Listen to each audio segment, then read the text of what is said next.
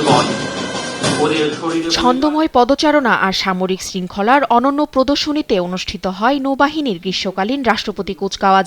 অনুষ্ঠানে প্রধান অতিথি হিসেবে কুচকাওয়াজ পরিদর্শন ও সালাম গ্রহণ করেন নৌবাহিনীর প্রধান অ্যাডমিরাল এম নাজমুল হাসান। কুচকাওয়াজের মধ্য দিয়ে মিডশিপম্যান 2023 বি ব্যাচের 54 জন এবং ডাইরেক্ট এন্ট্রি অফিসার 2026 এ ব্যাচের 7 জন সহ মোট 61 জন কর্মকর্তা কমিশন লাভ করেন। প্রশিক্ষণে বিশেষ কৃতিত্বের জন্য সেরা কর্মকর্তাদের হাতে তুলে দেওয়া হয় বিভিন্ন পদক ও সম্মাননা। পদক বিতরণ শেষে স্বাধীনতা ও সার্বভৌমত্ব রক্ষার শপথ নেন নবীন কর্মকর্তারা। পরে তাদের কাঁধে ব্যাজ পরিয়ে দেন নৌবাহিনীর প্রধান ও অভিভাবকরা।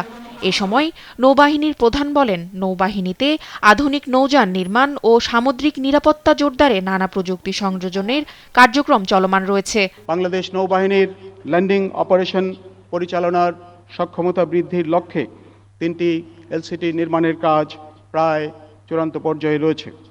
এছাড়া খুলনা শিপইয়ার্ডে 4টি লার্জ পেট্রোল ক্রাফট নির্মাণের কার্যক্রম আমরা এই বছর শুরু করতে পারব বলে আমরা আশা করছি ইনশাআল্লাহ।